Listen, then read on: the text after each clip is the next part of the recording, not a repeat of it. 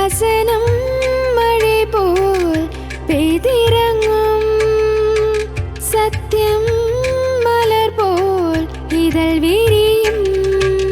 சத்தியம் சத்தியமே, சத்தியம் சத்தியமே, சத்தியம் சத்தியமே, சத்தியம் சத்தியமே. கர்த்தராகிய இயேசு கிறிஸ்துவின் நாமத்தில் சத்தியம் சத்தியமே நேயலாகிய உங்கள் அனைவருக்கும் எங்களுடைய வாழ்த்துக்களும் வணக்கங்களும். பொதுவாக மனிதர்களுக்கு பிரயாணப்படுவது மிக சந்தோஷத்தை கொடுக்கும். அதிலும் சிலருக்கு தனிமையிலே பிரயாணப்படுவது மிக மிக சந்தோஷத்தை கொடுக்கும். இன்றைய நவீன காலத்திலே பார்க்கும் பொழுது வாலிப சகோதரர்கள், சில சகோதரிகளும் கூட தங்களுடைய 2 சக்கர வாகனத்திலோ 4 சக்கர வாகனத்திலோ இந்தியாவினுடைய ஒரு முனை தொடங்கி மறுமுனை மட்டும் தங்களுடைய வாகனத்தில் தானே பயணம் செய்து வித்தியாசமான நிலப்பரப்புகளை, கலாச்சாரங்களை, மனிதர்களுடைய வாழ்க்கை முறையை சந்திப்பது மிக ஆனந்தமாக கழிக்கிறார்கள். தவறேதும் இல்லை. பயணங்கள் நமக்கு சந்தோஷத்தை கொடுக்கிறது. பயணங்கள் அவசியமான ஒன்றாகவும் காணப்படுகிறது. அது இப்பேற்பட்ட சந்தோஷத்திற்கான பயணம் மட்டுமல்ல, நம்முடைய வாழ்க்கையிலும் பயணப்பட வேண்டியது அவசியம். இந்த பயணங்கள் சந்தோஷத்தை கொடுக்கக்கூடிய நிலைமையிலே சில மனிதர்கள் இருக்கிறார்கள். சிலருக்கு பயணம் என்றாலே பயம். ஐயோ, பயணத்தின் போது உணவிற்கு என்ன செய்வேன், உடல்நிலை சரியில்லாமல் போனால் என்ன செய்வேன், எங்கே போய் தங்குவது, எனக்கு மொழி தெரியாது, எனக்கு மற்றவர்களோடு பழக தெரியாது, இப்பேற்பட்ட காரணங்களை சொல்லி பயணத்தை தவிர்க்கிற மனிதர்களும் உண்டு. ஒரு சாரார் பயணத்தை ஆதரித்து பயணத்தை நேசிக்கிற மனிதர்கள், இன்னொரு சாரார் பயணத்தை கண்டு பயப்படுகிற மனிதர்கள். இதில் அதிகமான மனிதர்கள் யார் என்றால் பயணத்தை பார்த்து பயப்படுகிறவர்கள் தான். எதிர்காலத்தை பார்த்து பயப்படுகிற மனிதர்கள் தான் அதிகம். நான் இங்கிருந்து கிளம்பும் பொழுதே என்னுடைய முழு பயணத்திற்கான முழு விவரமும் தெரிய வேண்டும் என்ற நிலைமையிலே காரியங்களை செயல்படுத்துவது அவசியம் அன்று. பிரியமானவர்களே, பயணத்தை துவங்குவதே மிக முக்கியமானதாக இருக்கிறது. சிலர் இப்படியாக சொல்ல கேட்கிறோம், என்னுடைய வாழ்க்கையினுடைய முடிவு என்ன ஆகும் என்று தெரிந்தால்தான் சில முடிவுகளையும் சில தீர்மானங்களையும் நான் எடுப்பேன் என்று அடம்பிடிக்கிற மனிதர்கள் அநேகர் உண்டு. அப்படி இருக்க தேவையில்லை என்று சொல்லி வேதாகமம் சொல்லுகிறது. பிரியமானவர்களே, நீங்கள் வாகனத்தை ஓட்டக்கூடிய நபராக இருந்தால் உங்களுக்கு நிச்சயமாக தெரியும், நீங்கள் சென்றடைய போகிற இடம் என்ன என்று தெரிந்தால் போதும். வழி முழுவதும் எனக்கு வெளிச்சம் வேண்டும் என்ற அவசியம் இல்லை. உங்களுடைய வாகனத்திலே போக போக வரக்கூடிய வெளிச்சம் இருந்தாலே போதும் என்ற எண்ணம் உங்களுக்கு காணப்படும். நம்முடைய வாழ்க்கை அப்படித்தான். இயேசு கிறிஸ்துவானவர் நம்முடைய இறுதி லட்சியமாக அவர் காணப்படுகிறார். அவர் இறுதி லட்சியமாக இருக்கும் பொழுது நம்முடைய வாழ்க்கைக்கான அன்றாடக வெளிச்சங்கள் அவருடைய வேதாகமத்தின் மூலமாக மனிதர்களுக்கு கிடைக்கிறது என்று சொல்லி வேதாகமம் ஆணித்தரமாக போதிக்கிறது. பிரியமானவர்களே, எதிர்காலத்தை பற்றின கவலைகள், பயங்கள் உங்களுக்கு தேவையில்லை என்று சொல்லி வேதாகமம் சொல்லுகிறது. நீங்கள் எதை பார்த்து பயப்படுகிறீர்கள்? உங்களுடைய ஆரோக்கியத்தை பார்த்து பயப்படுகிறீர்களா? உங்களுடைய பிள்ளைகளை பார்த்து பயப்படுகிறீர்களா? அவர்களுடைய கல்வியை பார்த்து பயப்படுகிறீர்களா? அவர்களுக்காக என்ன சேர்த்து வைக்க போகிறேன் என்று பயப்படுகிறீர்களா? நான் என்ன மிச்சம் வைப்பேன் என்று பயப்படுகிறீர்களா? எதை பார்த்து உங்களுக்கு எதிர்காலத்தை பார்த்து பயம்? நீங்கள் எதை பார்த்தும் பயப்பட வேண்டிய அவசியமில்லை என்று சொல்லி வேதாகமம் சொல்லுகிறது. பிரியமானவர்களே, உங்களுக்கு இருக்க வேண்டிய ஒரே ஒரு பயம் தெய்வ பயமாக இருந்தால் மட்டும் போதும் என்று சொல்லி வேதாகமம் சொல்லுகிறது.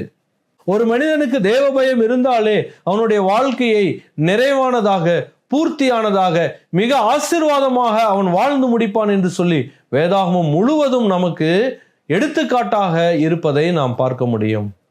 இதை கேட்டுக்கொண்டிருக்கிற மக்களே, உங்களுடைய வாழ்க்கையிலே நீங்கள் பயந்து கொண்டிருந்தால் உங்களுடைய பயங்களுக்கான விடுதலையாக இயேசு கிறிஸ்துவானவர் காணப்படுகிறார். நீங்கள் பயப்படாமலும் கலங்காமலும் இருங்கள் என்று சொல்லி அவர் சொல்லுகிறார். யோவான் சுவிசேஷம் 14வது அதிகாரம் 27வது வசனம். சமாதானத்தை உங்களுக்கு வைத்து போகிறேன், என்னுடைய சமாதானத்தையே உங்களுக்கு கொடுக்கிறேன்.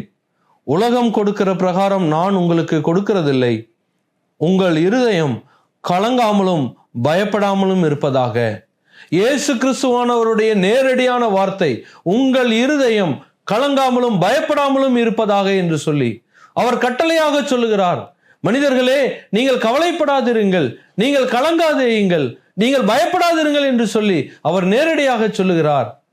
நம்முடைய வாழ்க்கை இயல்பாகவே பயப்படக்கூடிய ஒரு வாழ்க்கையாக இருக்கிறது. ஒவ்வொரு நாளும் செய்தித்தாளை பார்க்கும் பொழுது நாம் பல விதங்களிலே நாம் பயந்து திகைத்து போகிறோம். நம்முடைய குடும்பத்தை பார்த்து நாம் பயந்து போகிறோம். நம்முடைய வேலையை பார்த்து பயந்து போகிறோம். இன்றைக்கு இருக்கக்கூடிய அரசியல் சூழ்நிலைமையிலே என்னுடைய வேலை நிலை நிற்குமா என்ற கவலை நமக்கு உண்டு. நாம் வெளிநாட்டிலே என்னுடைய மகனோ மகளோ வேலை செய்கிறாள் என்றால் அந்த வேலை உறுதியளிக்கப்பட்டதா என்ற கவலைகளும் பயங்களும் உண்டு. பிரியமானவர்களே, நம்முடைய பயங்களுக்கான விடுதலையாக இயேசு கிறிஸ்துவானவர் இருக்கிறார். அவர் போதுமானவராக இருக்கிறார். அவர் எதிர்காலத்திற்கான போதுமானவராக அவர் இருக்கிறார். வேதாகமத்திலே சங்கீதம் 119வது சங்கீதம் 105வது வசனத்திலே இப்படியாக வாசிக்கிறோம், உம்முடைய வசனம் என் கால்களுக்கு தீபமும் என் பாதைக்கு வெளிச்சமுமாய் இருக்கிறது என்று சொல்லி இந்த உலகத்தை ஆண்ட ஒரு மிக முக்கியமான ராஜாவாகிய தாவீது இப்படியாக சொல்லுகிறார், உம்முடைய வசனம் என் கால்களுக்கு தீபம். அப்படி என்றால் என்னுடைய வாழ்க்கையிலே நான் எடுத்து வைக்கக்கூடிய ஒவ்வொரு முடிவுகளுக்கும் இந்த வேதாகமும் போதுமானதாக இருக்கிறது. என்னுடைய பாதைக்கு வெளிச்சமாக இருக்கிறது. நான் செய்யக்கூடிய ஒவ்வொரு திட்டத்திற்கும் இந்த வேதாகமும் எனக்கு பதிலாக இருக்கிறது என்று சொல்லி அவர் சொல்லுகிறார். உங்களுடைய வாழ்க்கையிலே தீர்மானம் எடுப்பதற்கு பயந்து கொண்டிருக்கிறீர்களா? உங்களுடைய வாழ்க்கையிலே என்ன நடக்கும் என்பதை யோசித்து நீங்கள் பயந்து கொண்டிருக்கிறீர்களா? வேதாகமும் வெளிச்சமாக இருக்கிறது. ஏனென்றால் இது வானத்தையும் பூமியையும் உண்டாக்கின தேவனுடைய வார்த்தையாக இருக்கிறது. இது வானமும் பூமியும் ஒளிந்து போகானாலும் ஒளிந்து போகாத ஒரு வார்த்தையாக இருக்கிறது. இது முடிவில்லாத வார்த்தையாக இருக்கிறது. இது நித்திய ஜீவ வார்த்தையாக இருக்கிறது. இன்றைக்கும் உங்களோடு பேசக்கூடிய வார்த்தையாக இருக்கிறது. ஏனென்றால் நானே வார்த்தையாக இருக்கிறேன் என்று சொல்லி இயேசு கிறிஸ்துவானவர் சொன்னார். அந்த வார்த்தை மாம்சமானது என்று சொன்னார். அவர் நமக்குள்ளே வாசம் பண்ணினார். பிரியமானவர்களே, இது எழுதப்பட்ட தேவனுடைய இறைவனாகிய இயேசு கிறிஸ்துவினுடைய வார்த்தையாக இருக்கிறது. உங்களுடைய வாழ்க்கையிலே உங்களுடைய முடிவுகளுக்கு உங்களுடைய திட்டங்களுக்கு வெளிச்சமாக இயேசு கிறிஸ்துவானவர் இருக்கிறார். நீங்கள் என்ன வேலை செய்ய வேண்டும் என்பதற்கான விடையாக இயேசு கிறிஸ்துவானவர் இருக்கிறார். நீங்கள் யாரை திருமணம் செய்ய வேண்டும் என்பதற்கு விடையாக இயேசு கிறிஸ்துவானவர் இருக்கிறார். நீங்கள் எங்கே செல்ல வேண்டும் என்பதற்கான விடையாக இயேசு கிறிஸ்துவானவர் இருக்கிறார். எனக்கு அன்பான பிரியமானவர்களே, இந்த இயேசு கிறிஸ்துவானவரை ஏற்றுக்கொள்ள நீங்கள் ஆயத்தமாக இருக்கிறீர்களா? இந்த இயேசு கிறிஸ்துவானவரை ஏற்றுக்கொள்வதற்கு அவர் என்ன செய்து விட்டார், இவரை நம்புவதற்கு இவரிடத்தில் அப்படி என்ன இருக்கிறது என்று கேட்டால் ஒரே ஒரு காரணம் வேதாகமம் தெளிவாக சொல்லுகிறது. ஆணித்தரமாக இந்த ஒரு காரணம் போதும், இதற்கு மேலும் உண்டு, ஆனால் இந்த ஒரு காரணம் அடிப்படையாக இருக்கிறது என்று சொல்கிறது. அந்த காரணம் என்னவென்றால் இயேசு கிறிஸ்து உங்களுடைய பாவத்திற்காக வேண்டி அவர் சிலுவையிலே மரித்தார். அவர் வானத்தையும் பூமியையும் உண்டாக்கின இறைவன், மனிதனை தம்முடைய கையினாலே மண்ணினாலே உருவாக்கின இறைவன். நம்முடைய வாழ்க்கையிலே இருக்கக்கூடிய பாவத்தை போக்குவதற்காக அவர் இந்த உலகத்திலே மனிதனாக அவர் அவதரித்தார். அவர் பிரசன்னமானார். அவர் மகா பரிசுத்தராக வாழ்ந்தார். அவர் பரிசுத்தராக சிலுவையிலே செத்து அடக்கம் பண்ணப்பட்டு பரிசுத்தராக உயிர் தெழுந்தார். பிரியமானவர்களே, எதற்காக அவர் சிலுவையிலே செத்தார்? உங்களுடைய என்னுடைய பாவத்திற்காக, நம்முடைய வாழ்க்கையிலே ஒருவரும் மன்னிக்க முடியாத பாவத்திற்காக. இந்த மரணமானது நம்மை பயமுறுத்தக்கூடியதாக இருக்கும் பொழுது இந்த மரணத்தை பார்த்து கவலைப்படாமல் பயப்படாமல் இருப்பதற்காக இயேசு கிறிஸ்துவானவர் நமக்காக வேண்டி சிலுவிலே செத்து அடக்கம் பண்ணப்பட்டு உயிர் தெழுந்தார். இயேசுவே என்னுடைய பாவத்தை மன்னியும் என்று சொன்னால் உங்களுடைய எல்லா பயத்திற்கும் விடுதலையாக இயேசு கிறிஸ்துவானவர் இருப்பார். பிரியமானவர்களே, இன்றைக்கு அதிகமான மக்கள் இந்த பயத்திற்கான மருந்தை எடுத்துக்கொள்ளக்கூடியவர்களாக இருக்கிறார்கள். ஆங்ஸைட்டி மெடிசன் என்று சொல்லக்கூடிய அநேக விதவிதமான மருந்துகளை மனிதன் எடுத்துக்கொண்டிருக்கிறான். எனக்கு படபடப்பு வருகிறது என்று சொல்லி மனிதன் மருத்துவத்தை நாடி செல்கிறான். பிரியமானவர்களே, நீங்கள் எங்கும் நாட வேண்டிய அவசியம் இல்லை. இந்த வேதாகமத்திலே உங்களுடைய பயங்களுக்கும் உங்களுடைய படபடப்புகளுக்கும் மருந்தாக இயேசு கிறிஸ்துவானவரும் அவருடைய வேதாகமும் அவருடைய நித்திய ஜீவ வார்த்தையும் இருக்கிறது. இந்த இயேசு கிறிஸ்துவானவரை ஏற்றுக்கொள்ள நீங்க ஆயத்தமாய் இருக்கிறீர்களா?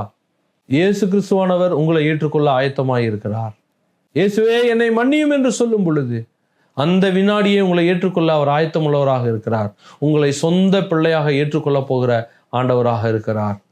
அவர் உங்களை சொந்த பிள்ளையாக எடுத்துக்கொள்வது மட்டுமல்ல, அவருடைய நித்திய ஜீவ வாழ்க்கையை உங்களுக்கு கொடுக்கிறார். ஒரு அழியாத வாழ்க்கையை கொடுக்கிறார். இந்த உலக வாழ்க்கைக்கு பின்பாக ஒரு நித்தியமான அவருடைய வீட்டின் வாழ்க்கையை நமக்கு கொடுக்கிறார். மரணத்தை பார்த்து பயப்படாத ஒரு வாழ்க்கையை நமக்கு கொடுக்கிறார். இந்த இயேசு கிறிஸ்துவானவர் உங்களோடு கூட இருப்பாராக, உங்களை தைரியப்படுத்துவாராக. அவர் வலது கரத்தை பிடித்து பயப்படாதே திகையாதே என்று சொல்லக்கூடிய ஒரு ஆண்டவராக இருக்கிறார். அவர் உங்களை வழிநடத்துவாராக. உங்களுடைய எல்லா திட்டங்களுக்கும், உங்களுடைய எல்லா முடிவுகளுக்கும், உங்களுடைய எல்லா தேர்வுகளுக்கும் இயேசு கிறிஸ்துவானவர் போதுமானவராக இருப்பாராக.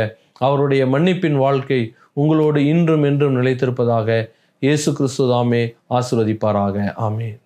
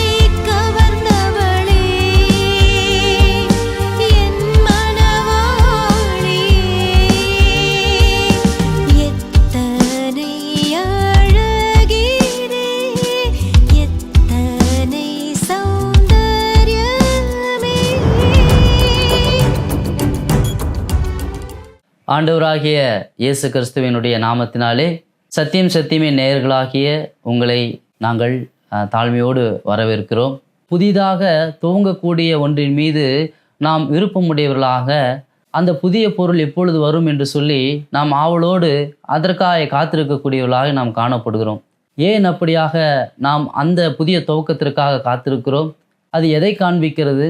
ஒருவேளை புதிய வருடம் வருமானால் என்னுடைய வாழ்க்கை மாறும், கடந்த வருடத்திலே இருந்த பிரச்சனைகள் மாறும், போராட்டங்கள் மாறும், கடந்த வருடத்திலே இருந்த சோர்வுகள் மாறும், நம்பிக்கையின்மை மாறும் என்று சொல்லி நாம் ஒவ்வொருவருமே ஒரு புதிய நாட்களை அல்லது புதிய துவக்கத்தை அல்லது புதிய பொருட்களை நாம் விரும்பக்கூடியவர்களாய் காணப்படுகிறோம். நாம் விரும்பின அந்த நாட்களும் வருகிறது, நாம் விரும்பின அந்த பொருட்களும் வருகிறது. ஆனால் இன்னும் சில நாட்கள் கழித்து திரும்பவுமாக நாம் புதிய வருடம் எப்பொழுது வரும், புதிய பிறந்தநாள் எப்பொழுது வரும், புதிய தேவையான பொருட்கள் எப்பொழுது வரும் என்று சொல்லி மீண்டுமாக நாம் பழைய நிலைமைக்கு திரும்பி அவ்விதமாகவே பழைய விதத்திலே நாம் சிந்திக்கக்கூடியவர்களாய் காணப்படுகிறோம். அப்படியானால் இது எல்லாம் எதை காண்பிக்கிறது என்று பார்க்கும் பொழுது, புதிய நாட்களோ அல்லது புதிய பொருட்களோ நம்முடைய வாழ்க்கையில் இருக்கக்கூடிய பிரச்சனைகளை, நம்முடைய வாழ்க்கையில் இருக்கக்கூடிய போராட்டங்களை அது மாற்றுவது கிடையாது. போன வருடம் இருந்த பிரச்சனைகள் இந்த வருடம் இருக்காது என்று சொல்லி இந்த வருடத்தை எதிர்பார்க்கிறோம். இந்த வருடம் கடந்த பின்பும் போன வருடத்தை விட அதிகமான பிரச்சனைகள், வலிகள், கண்ணீர்கள், போராட்டங்கள் என்று சொல்லி நம்முடைய வாழ்க்கை நாம் புதிய துவக்கத்திலே புதிதாய் அமையும் என்று எதிர்பார்த்தால் புதிய வருடத்திலே முன்பு இருந்ததை காட்டிலும் மோசமாக அங்கு கடந்து போகிறதை நம்முடைய வாழ்க்கையிலே நாம் உணர முடியும். அப்படியானால் இது போன்ற என்னுடைய வாழ்க்கை மோசமாகக்கூடிய நிலைமைக்கு, என்னுடைய பிரச்சனைகள், என்னுடைய வழிகள், என்னுடைய மோசமான சூழ்நிலைகள் மாறுவதற்கான வழி இல்லையா என்று சொல்லி நாம் எண்ணக்கூடும். ஆனால் இந்த ஒரு சூழ்நிலையிலும் கூட நம்பிக்கை தருபவராக, நம்முடைய பிரச்சனைகளை எல்லாவற்றிலும் இருந்து நம்மை பாதுகாக்கக்கூடிய தேவனாக ஆண்டவர் இருக்கிறார். நம்மை போலவே இப்படிப்பட்ட எண்ணமுடையவர்களாக இஸ்ரேல் மக்கள் காணப்பட்டார்கள். அப்படிப்பட்ட எண்ணமுடையவர்களாய் அவர்கள் இருந்தபோது ஆண்டவர் அவர்களை சந்தித்து அவர்களை தமது வார்த்தையினால் திடப்படுத்தி அவர்களுக்கு தான் செய்ய இருக்கிறதை சொல்லி அவர்களை உற்சாகப்படுத்தி அவருடைய வாழ்க்கையிலே ஒரு புதிய தொடக்கத்தை, ஒரு புதிய எதிர்காலத்தை தேவன் தரக்கூடியவராக இருந்தார். தேவன் அவர்களை சந்தித்த போது அவருடைய நம்பிக்கை இல்லாத நிலைமை மாறிப்போனது.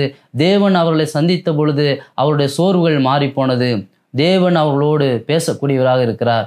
ஒருவேளை இந்த செய்தியை கேட்டுக்கொண்டிருக்கக்கூடிய உங்களிலே யாராவது என்னுடைய வாழ்க்கை மாறாதா, என்னுடைய பிரச்சனைகள் தீராதா, என்னுடைய கண்ணீர்கள் அது மாற்றப்படாதா என்று சொல்லி நீங்கள் யோசித்து கொண்டிருக்கிறவர்களாய் காணப்படலாம். இது உங்களுக்கான ஒரு செய்தியாக இருக்கிறது. தேவன் இந்நாளிலே உங்களோடு பேசக்கூடியவராக இருக்கிறார். தேவன் பேசுகிற வார்த்தையை கூட இந்த நாளிலே உங்களுக்கு முன்பாக நான் வாசிக்கிறேன். எசேக்கியேல் 36வது அதிகாரம் 36வது வசனத்தை நாம் வாசிக்கலாம். கர்த்தராகிய நான் நிர்மூலமானவைகளை கட்டுகிறேன் என்றும் பாழானதை பயிர்நிலமாக்குகிறேன் என்றும் அப்பொழுது உங்களை சுற்றிலுமுள்ள மீதியான ஜாதிகள் அறிந்து கொள்வார்கள். கர்த்தராகிய நான் இதை சொன்னேன், இதை செய்வேன். தேவன் உங்களோடு பேசின வார்த்தைகளை நீங்கள் கேட்டீர்களா? தேவன் இப்பொழுது உங்களோடு பேசினது போல இஸ்ரவேல் மக்களோடும் கூட அந்நாட்டிலே அவர் பேசினார். இதே வார்த்தைகளை கொண்டு அவர் பேசினார். என்ன வார்த்தை? அவர் நிர்மூலமானவைகளை கட்டுகிறேன் என்று ஆண்டவர் சொல்லக்கூடியவராக இருக்கிறார். நிர்மூலமானவைகளை கட்டுகிறேன். இது எதை குறித்து சொல்லுகிறது என்றால், இஸ்ரவேல் தேசத்தை குறித்து. இஸ்ரவேல் தேசமானது அது நிர்மூலமானதாக, அழிந்து போனதாக காணப்பட்டது. அப்படி அழிந்து போன நிலைமையில் இருக்கக்கூடிய இஸ்ரவேல் தேசத்தை திரும்பவுமாக கட்டுவேன், புதிதாக கட்டுவேன் என்று ஆண்டவர் இங்கு சொல்லுகிறார். அப்படியானால் அந்த இஸ்ரவேல் தேசமானது நிர்மூலமாகுவதற்கும் அழிக்கப்படுவதற்கும் யார் காரணம்? தேவன் இதை செய்தாரா என்றால், தேவன் அப்படி செய்கிற தேவன் அல்ல. இஸ்ரவேல் தேசத்தை கொடுத்ததே தேவன்தான். எகிப்திலே அவர்கள் அடிமையாக இருந்தார்கள். அவர்களை மீட்டு கொண்டு வந்து இஸ்ரவேல் தேசத்தை ஆண்டவர் அவர்களுக்கு கொடுத்தார். கொடுக்கும்போது ஒன்று சொன்னார், நீங்கள் என்னுடைய வார்த்தைகளுக்கு கீழ்ப்படிந்து நடப்பீர்களானால் இந்த தேசத்திலே பழுகி பெருகி இந்த தேசத்தை என்னுடைய ஆசீர்வாதங்களை அனுபவிக்கக்கூடியவர்களாக இருப்பீர்கள். ஒருவேளை என்னை விட்டு விலகி நீங்கள் அந்நிய தெய்வங்களை பின்பற்றி எனக்கு விரோதமாய் பாவம் செய்வீர்களானால் உங்களை பாதுகாக்கக்கூடிய என்னுடைய கரத்தை நான் எடுத்துக்கொள்வேன் என்று சொல்லி ஆண்டவர் அங்கு சொன்னார். ஆனாலும் கூட இந்த எச்சரிப்பின் வார்த்தைகளை இஸ்ரவேல் ஜனங்கள் கேட்டும் அவர்கள் தேவனுடைய வார்த்தைக்கு கீழ்ப்படியாதவர்களாக இருந்து தேவனுக்கு எதிராக பாவம் செய்தார்கள். தேவன் அப்பொழுதும் கூட அவர்கள் மீது அன்பு வைத்து அவர்களுக்கு தன்னுடைய தீர்க்கதரிசிகளை அனுப்பி கொண்டே இருந்தார். அவர்கள் மனம் திரும்புங்கள் என்று பிரசங்கித்து கொண்டே இருந்தார்கள். ஆனாலும் இஸ்ரவேல் ஜனங்கள் அவர்கள் கீழ்ப்படியவில்லை. தேவன் என்ன செய்தார்? இஸ்ரவேலை பாதுகாக்கும் தனது கரத்தை அவர் எடுத்து கொண்டு விட்டார். அது நிமித்தம் என்ன நடந்தது? இஸ்ரவேல் அல்லாத வேற்று தேசத்திலே வாழக்கூடிய ராஜாக்கள், இராணுவங்கள், மக்கள் வந்து இஸ்ரவேல் மக்களை அடிமைப்படுத்தி அவர்களை சிறைப்படுத்தி அவர்களில் அநேகரை கொலை செய்தார்கள். இதற்கு பின்பாக சிறைப்பட்டு இருக்கக்கூடிய மக்களை ஆண்டவர் சந்தித்து அவர்களுக்கு சொல்லக்கூடிய வார்த்தை தான் இது. நீங்கள் வாழ்ந்து கொண்டிருந்த அந்த இஸ்ரவேல் தேசமானது இப்பொழுது முற்றிலுமாய் அழிக்கப்பட்ட நிலைமையில் இருக்கிறது. நான் அதை உங்களுக்கு கட்டுவிப்பேன் என்று ஆண்டவர் சொன்னார். இந்த நாளிலும் கூட இஸ்ரவேல் மக்களாகிய அவர்களைப் போலவே நாமும் காணப்படக்கூடியவர்களாக இருக்கிறோம்.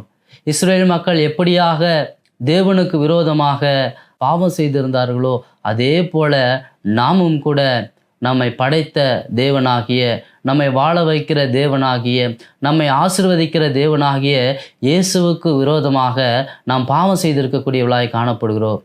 இஸ்ரவேல் மக்கள் செய்த பாவம் என்ன தெரியுமா? அவர்கள் தேவன் அல்லாதவைகளை வணங்கினது மட்டுமல்லாமல் அந்நிய தெய்வங்கள் தங்களை ஆசீர்வதிக்க வேண்டும் என்று சொல்லி அந்த தெய்வங்களுக்கு தங்களுடைய பிள்ளைகளை பலியாக நரபலி கொடுக்கக்கூடியவர்களாக அங்கு காணப்பட்டிருந்தார்கள். அன்பான சகோதர சகோதரிகளே, பாவத்தினால் அவர்கள் வாழ்ந்த அந்த தேசமானது நிர்மூலமானது. அதே போல நம்முடைய வாழ்க்கையிலும் கூட நாம் தேவனுக்கு விரோதமாய் பாவம் செய்திருக்கக்கூடியவர்களாக இருக்கிறோம். ஒருவேளை அவர்களுடைய பாவங்கள் நம்முடைய வாழ்க்கையில் இல்லாதிருக்கும், ஆனால் அவர்களைப் போலவே நாமும் பாவிகளாக இருக்கிறோம். தேவனுக்கு விரோதமாக பேசக்கூடியவர்களாக, பொய் பேசக்கூடியவர்களாக, ஏமாற்றக்கூடியவர்களாக, மற்றவர்களுடைய பொருட்களை மீது ஆசைப்படக்கூடியவர்களாக, மற்றவர்களை பகைக்கக்கூடியவர்களாக, மற்றவர்களுக்கு தீங்கு இழைக்கக்கூடியவர்களாக, மற்றவர்களை குறித்து தவறாய் பேசுகிறவர்களாக நம்முடைய வாழ்க்கையிலே நாம் காணப்படுகிறோம். தேவனுக்கு முன்பாக அவர்கள் எப்படி பாவமாக இருந்தார்களோ அதே போல் நாமும் கூட பாவம் செய்தவர்களாய் காணப்படுகிறோம். அவர்களைப் போலவே நாமும் தண்டிக்கப்பட வேண்டிய நிலைமையில் இருக்கிறோம். அவர்களைப் போலவே நாமும் தண்டிக்கப்பட்ட நிலைமையிலும் கூட காணப்படுகிறோம். இந்த நாளிலே நாம் நம்முடைய பாவங்கள் நிமித்தம் தண்டனை அனுபவித்து கொண்டிருக்கக்கூடியவர்களாக இருக்கிறோம். என்ன நாம் அனுபவிக்கக்கூடிய தண்டனை? தேவன் மனிதனை படைக்கும் பொழுது அவனை பாவம் இல்லாதவனாய் படைத்ததினால் அவனுடைய வாழ்க்கையிலே சந்தோஷம் இருந்தது, நிம்மதி இருந்தது. அவனுடைய வாழ்க்கையிலே ஒரு வெறுப்புணர்வு இல்லை. அவன் எல்லாரிடத்திலும் அன்பு காண்பிக்கக்கூடியவனாக இருந்தான். அவன் நம்பிக்கை நிறைந்தவனாக இருந்தான். அவன் உற்சாகமாக காணப்படக்கூடியவனாக இருந்தான். ஆனால் இப்பொழுது நம்முடைய வாழ்க்கை எப்படி இருக்கிறது? நாம் சந்தோஷமாக இருக்கிறோமா? நாம் நிம்மதியாக இருக்கிறோமா? நாம் உற்சாகமாக இருக்கிறோமா? நாம் சோர்ந்து போய் அல்லவா காணப்படுகிறோம்? நாம் நம்பிக்கையோடு இருக்கிறோமா? நாம் நம்பிக்கை இழந்தவர்களாக அல்லவா காணப்படுகிறோம்? அப்படியானால் இவைகளெல்லாம் எங்கிருந்து வந்தது? சோர்வுகளும் பயங்களும் கவலைகளும் நம்பிக்கையின்மைகளும் இவைகளெல்லாம் எங்கிருந்து வந்தது? அது நாம் செய்த பாவத்தின் விளைவாய் நம்முடைய வாழ்க்கையிலே வந்தவைகளாய் காணப்படுகிறது. இந்த நாளிலும் இஸ்ரவேல் ஜனங்கள் எப்படியாக அவர்கள் சிறையிருப்பின் தேசத்திலே காணப்பட்டிருந்தார்களோ அதுபோல பாவம் என்ற சிறைக்குள்ளாய் நாம் அடைபட்டு பாவத்தினுடைய விளைவுகளை நாம் அனுபவித்து கொண்டிருக்கக்கூடியவர்களாய் காணப்படுகிறோம்.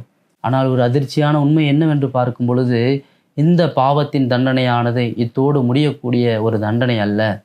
அது இந்த உலக வாழ்க்கைக்குரிய தண்டனை மட்டுமல்ல, இந்த உலகத்துக்கு பின்பாகவும் வரக்கூடிய ஒரு தண்டனையாக இருக்கிறது. அநேக மக்கள் நினைத்து கொண்டு இருக்கிறார்கள், இந்த உலக வாழ்க்கையிலே அநேக கஷ்டங்கள் வேதனைகள் இருக்கிறது, இந்த உலக வாழ்க்கைக்கு பின்பாக அந்த கஷ்டங்கள் மாறும், வேதனைகள் மாறும், துக்கங்கள் மாறும், கண்ணீர்கள் மாறும் என்று எண்ணிக்கொண்டிருக்கக்கூடியவர்களாக இருக்கிறார்கள். ஆனால் உண்மை எதுவென்று பார்க்கும் பொழுது, கண்ணீர் மாறும், கஷ்டங்கள் மாறும், வேதனைகள் மாறும். ஆனால் அது யாருக்கு? ஆனால் யாருடைய பாவங்கள் எல்லாம் மாற்றப்பட்டதோ, யாருடைய பாவங்கள் எல்லாம் மன்னிக்கப்பட்டதோ அவர்களுடைய கண்ணீர் மாறும், கஷ்டங்கள் மாறும், அவர்களுடைய வேதனைகள் மாறும்.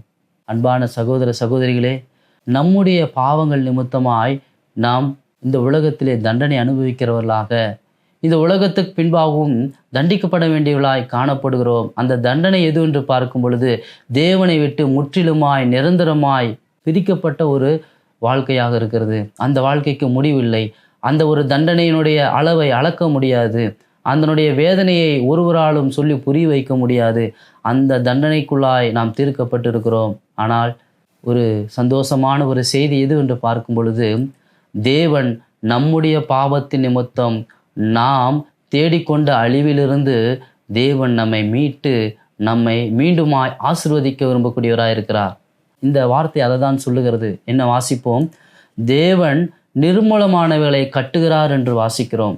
நம்முடைய பாவத்தின் நிமித்தம் நாம் அழித்து போட்டவைகள் எவைகளோ அவைகள் எல்லாவற்றிலும் இருந்து நம்மை மீட்டு நம்மை ஆசீர்வதிக்கக்கூடிய தேவன், அவர் நம்மை ஆசீர்வதிப்பதற்கு, அழிவிலிருந்து காப்பாற்றுவதற்கு அவர் ஆயத்தத்தோடு இருக்கிறார். அவர் நம்மை அழிவிலிருந்து காப்பாற்றுவதற்கு அவர் என்னென்ன செய்ய வேண்டுமோ எல்லாவற்றையும் செய்து முடித்த தேவனாக இருக்கிறார். நமக்கு உண்டான அந்த அழிவாகிய நித்திய பிரிவிலிருந்து காப்பாற்றுவதற்கு தேவன் என்ன செய்ய வேண்டும்? தேவன் என்ன செய்ய வேண்டுமானால், அவர் இந்த உலகத்திலே மனிதனாய் பிறந்து இந்த உலகத்திலே மனிதர்கள் யாவரும் செய்த பாவத்திற்கான தண்டனை ஏற்றுக்கொண்டு தன்னுடைய பாவமில்லாத பரிசுத்தமான இரத்தத்தை இந்த உலகத்திலே முற்றிலுமாய் சிந்த கொடுக்க வேண்டும். அதாவது அவர் இந்த உலகத்திலே இரத்தம் சிந்தி மரிக்க வேண்டும். ஆண்டவர் அதை செய்ய தயங்கவில்லை, தாமதம் செய்யவில்லை. ஏற்ற காலத்திலே அவர் இந்த உலகத்திலே மனிதனாய் பிறந்தார். ஏற்ற காலத்திலே அவர் நம்முடைய பாவங்களை சிலுவையிலே ஏற்றுக்கொண்டு இரத்தம் சிந்தி உங்கள் ஒவ்வொருவருக்காகவும் அவர் மரித்திருக்கக்கூடிய தேவனாக இருக்கிறார். அப்படியானால் உங்கள் மீது வைத்திருக்கக்கூடிய ஆண்டவருடைய அன்பு எவ்வளவு பெரிதான ஒரு அன்பாக இருக்கிறது. அன்பான சகோதர சகோதரிகளே, உங்களுக்காக இதை செய்ய யார் முன் வருவார்கள்? இயேசு முன் வந்தார். எதற்காக என்று பார்க்கும் பொழுது, உங்கள் பாவங்கள் நிமித்தம் உங்களுக்கு வரக்கூடிய அழிவிலிருந்து உங்களை காப்பாற்றுவதற்காக இயேசு அதை செய்தார். ஒரு சிறு குழந்தையானது ஒரு செப்டி டேங்கில் விழுந்து விட்டது என்றால் அதை பார்க்கக்கூடிய தகப்பன் என்ன செய்வார்? உயிருக்கு போராடி தத்தளித்து கொண்டிருக்கக்கூடிய, நாட்டத்திலே கிடந்து வேதனைப்பட்டு கொண்டிருக்கிற அந்த ஒரு குழந்தையை ஓடி தூக்கி எடுக்கக்கூடியவராக இருப்பார். நாற்றம் எடுக்குமே என்று எண்ணி அதை தொடாமல், அதற்குள் செல்லாமல், அந்த பிள்ளையை காப்பாற்றாமல் விட்டுவிட மாட்டார். ஆண்டவர் அதைத்தான் செய்தார். பாவம் என்ற ஒரு சாக்கடைக்குள்ளாக, செப்டி டேங்குள்ளாக மூழ்கி ஒவ்வொரு நாளும் அழிந்து கொண்டிருந்த நம்மை தேவன் அப்படியே விட்டுவிடாமல் நம்மை அதிலிருந்து கைதூக்கி எடுப்பதற்காக அவர் ரத்தம் சிந்தி நமக்காக மரித்திருக்கக்கூடியவராக இருக்கிறார். அவருடைய மரணத்தின் மூலமாக நாம் பாவத்திலிருந்து மீட்கப்பட முடியும். அவர் நம்மை மீட்டதோடு மட்டுமல்ல, அவர் என்ன செய்தார்? அத்தோடு கூட நம்மை உயிரை காப்பாற்றி நம்மிடத்தில் இருந்த அழுக்குகள் எல்லாம் ஆண்டவர் தம்முடைய இரத்தத்தினால் கழுவி சுத்திகரித்து தமது வீடாகிய பரலோகத்திலே அவர் நம்மை கூட்டி சேர்த்திருக்கக்கூடியவராக இருக்கிறார்.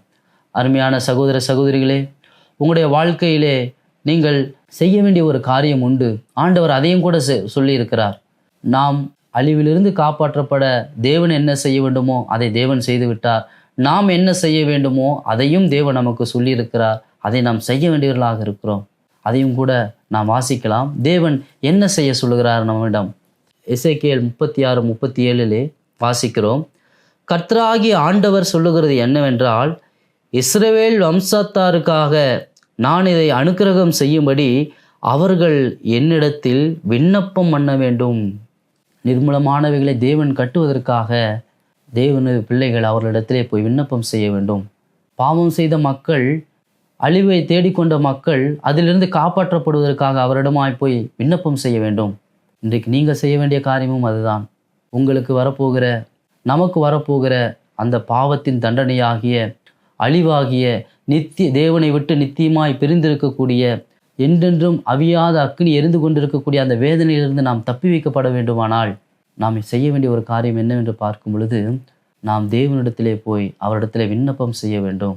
ஆண்டவரே, நான் பாவியான மனிதனாக காணப்படுகிறேன். என்னுடைய பாவமானது என்னை நித்திய அழிவுக்குள்ளாய் அழைத்து செல்லக்கூடியதாக இருக்கிறது. அந்த நித்திய அழிவிலிருந்து என்னை காப்பாற்ற நீ விரும்பக்கூடியவராக இருக்கிறீர். அந்த நித்திய அழிவிலிருந்து என்னை காப்பாற்றுவதற்காக எனக்காக சிலுவிலே நீ ரத்தம் சிந்தி மரித்து உயிர்த்தெழுந்த தேவனாக இருக்கிறீர். என்னுடைய பாவங்களை நீர் மன்னியும். என்னை உம்முடைய பிள்ளையாய் ஏற்றுக்கொள்ளும்.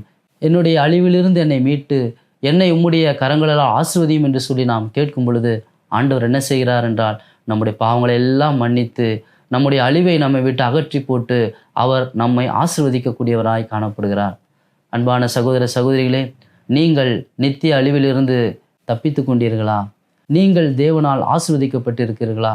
தேவனால் யார் ஆசீர்வதிக்கப்பட்டவர்கள் என்றால், யாருடைய பாவங்களானது மன்னிப்புக்காக தேவனிடம் கொண்டு செல்லப்பட்டு மன்னிக்கப்பட்டு இருக்கிறதோ அவர்கள் ஆசீர்வதிக்கப்பட்டவர்களாக இருக்கிறார்கள். அப்படிப்பட்ட ஒரு ஆசீர்வாதத்தை நீங்கள் பெற்றுக்கொள்ளும்படியாக நாங்கள் உங்களுக்காக வேண்டிக் கொள்கிறோம். புதிய வாழ்க்கையானது அது புதிய நாட்கள் வருவதாலோ புதிய பொருட்கள் வருவதாலோ அது மாறப்போவது கிடையாது. புதிய வாழ்க்கையானது அது இயேசு வருவதால் அது கிடைக்கக்கூடிய ஒரு ஆசீர்வாதமாய் காணப்படுகிறது. இயேசு உங்களுக்குள் வந்து விட்டாரா? இயேசு உங்களுக்குள் வந்தால்தான் அந்த புது வாழ்க்கை கிடைக்கக்கூடியதாக இருக்கும். தேவன் உங்களை ஆசீர்வதிப்பாராக. சத்தியம் சத்தியமே.